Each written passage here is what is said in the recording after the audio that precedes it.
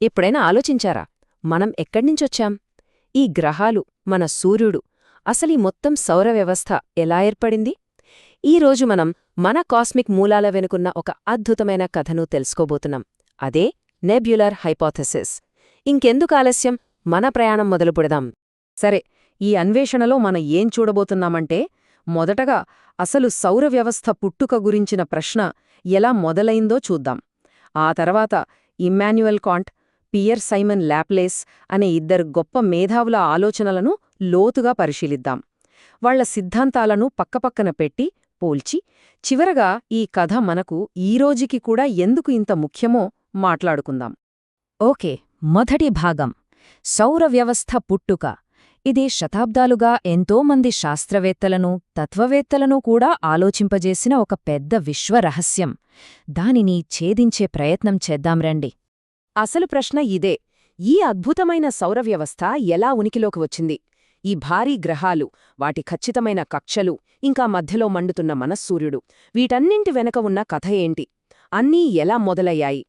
ఈ ఆలోచన ప్రయాణం వెనక్కి వెళ్తే మనం 18వ శతాబ్దానికి చేరుకుంటాం. 1755లో ఇమ్మాన్యుయల్ కాంట్ అనే తత్వవేత్త ఒక విప్లవాత్మకమైన ఆలోచనను ప్రపంచం ముందుంచారు. ఆ తర్వాత కొన్ని దశాబ్దాలకు, అంటే 1796లో పియర్ సైమన్ లాప్లేస్ అనే గణిత శాస్త్రజ్ఞుడు ఆ ఆలోచనకు మరింత పదును పెట్టారు. సరే, ఇప్పుడు మనం ఈ కథలో మొదటి హీరో దగ్గరకొద్దాం. ఆయనే ఇమ్మాన్యుయల్ కాంట్, ఒక జర్మన్ తత్వవేత్త. ఆయన ఆలోచన నిజంగా ఆ కాలానికి చాలా ముందుంది. అసలు ఈ నెబ్యులర్ హైపోథీసిస్ అంటే ఏంటి? సింపుల్గా చెప్పాలంటే, ఇది మన సౌర వ్యవస్థ పుట్టుకకు సంబంధించిన ఒక మాస్టర్ ప్లాన్ లాంటిది. మన గ్రహాలు ఎలా ఏర్పడ్డాయో వివరించేందుకు సైన్స్ ప్రపంచంలో అత్యంత ఆమోదం పొందిన కథ ఇది. ఇప్పుడు చూడండి, కాంట్ చెప్పిన ప్రక్రియ ఎంత అందంగా, ఎంత సింపుల్గా ఉందో. ఆయనేమన్నారంటే, అంతా ఒక పెద్ద గ్యాసు, ధూళి మేఘంతో మొదలవుతుంది. గురుత్వాకర్షణ శక్తి వల్ల ఆ మేఘం నెమ్మదిగా లోపలికి కుప్పకూలడం మొదలవుతుంది. అలా కుదించుకుపోతున్నప్పుడు ఒక ఐస్ స్కేటర్ తన చేతులు దగ్గరికి తీసుకుంటే ఎలా వేగంగా తిరుగుతుందో, అలాగే ఈ మేఘం కూడా వేగంగా తిరగడం మొదలుపెట్టి ఒక చదునైన డిస్క్లా మారుతుంది. ఆ డిస్క్ మధ్యలో ఉన్న అత్యంత వేడి, దట్టమైన భాగమే మన సూర్యుడిగా మారుతుంది. ఇక ఆ డిస్క్లో మిగిలిపోయిన పదార్థమంతా చిన్న చిన్న ముద్దలుగా కలిసి గ్రహాలుగా ఏర్పడతాయి. వావ్, భలే ఉంది గదా! కాని కథ ఇక్కడితో అయిపోలేదు. ఇప్పుడు సీన్లోకి మరో మేధావి వేస్తారు.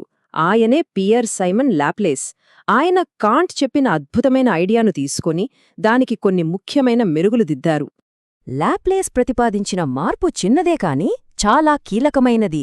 కాంట్ చెప్పినట్టు ఓ పెద్ద మేఘం కుప్పకూరడం కాకుండా, లాప్లేస్ ప్రకారం మన యువ సూర్యుడి చుట్టూ అప్పటికే ఓ పెద్ద వేడి వాతావరణం ఉంది.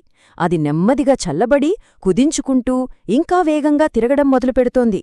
అలా తిరుగుతున్నప్పుడు దానినుంచి కొన్ని పదార్థ వలయాలు, అంటే రింగ్స్ లాగా బయటకు విసిరివేయపడ్డాయి. ఆ రింగ్స్ నుంచే మన గ్రహాలన్నీ ఏర్పడ్డాయి. సరే, ఇప్పటివరకు మనం రెండు విభిన్నమైన కాని అంతే అద్భుతమైన ఆలోచనలను చూశాం. వాటి మధ్య ఉన్న తేడాలను ఇంకా స్పష్టంగా అర్థం చేసుకోవడానికి రండి, రెండింటినీ పక్కపక్కన పెట్టి పోల్చి చూద్దాం. ఇక్కడ చూస్తే మనకు చాలా క్లియర్గా అర్థమవుతుంది. ఒకవైపేమో కాంట్ ఒక చల్లని పెద్ద మేఘం లోపలికి కుప్పకూలింది అని చెప్పారు. మరోవైపు లాప్లేస్ ఒక వేడి, కేంద్రీకృత వాతావరణం నుంచి పదార్థం బయటకు విసిరివేయబడింది అని చెప్పారు. అంటే అసలు తేడా ఏంటంటే, ఒకటి లోపలికి కూలిపోవడం, మరొకటి బయటకు విసరడం. రెండు విధానాలు గ్రహాల ఏర్పాటును వివరిస్తాయి, కాని వాటి దారులు పూర్తిగా వేరు. సరే, ఇప్పుడు మనం మన చివరి విభాగానికి వచ్చేశాం. ఈ ఐడియా కేవలం చరిత్రలో ఒక పాత కథ కాదు, అది ఈ రోజుకి మనకు చాలా ముఖ్యమైనది. అంటే ఆలోచించండి, దాదాపు 2 శతాబ్దాల క్రితం చెప్పిన ఒక ఐడియా ఎన్నో మార్పులు చేర్పులతో ఈరోజుకి మన ఆధునిక ఖగోళ శాస్త్రానికి ఒక మూల స్తంభంలా నిలబడింది. ఇప్పుడు మనం కొత్త గ్రహ వ్యవస్థలు ఎలా పుడుతున్నాయో అర్థం చేసుకోవడానికి ఈ సిద్ధాంతమే పునాది. దాని శక్తి అలాంటిది. కాబట్టి ఒక తత్వవేత్త ఆలోచనలో పుట్టిన ఒక మేఘాన్నుంచి మొదలుపెట్టి మనమీరోజు విశ్వ రహస్యాలను ఛేదించే స్థాయికి వచ్చాం. ఇది మనల్ని ఒక అద్భుతమైన ప్రశ్న దగ్గరికి తీసుకొస్తోంది. ఇక్కడ నుంచి మన ప్రయాణం ఎటువైపు? మన మూలకథలో తర్వాతి పేజీలో ఏం రాసి ఉండబోతోంది? టెక్నాలజీ పెరుగుతున్న కొద్దీ ఈ విశ్వం ఇంకెన్ని కొత్త రహస్యాలను మన ముందుంచుతుందో కదా ఇది ఆలోచించాల్సిన విషయం.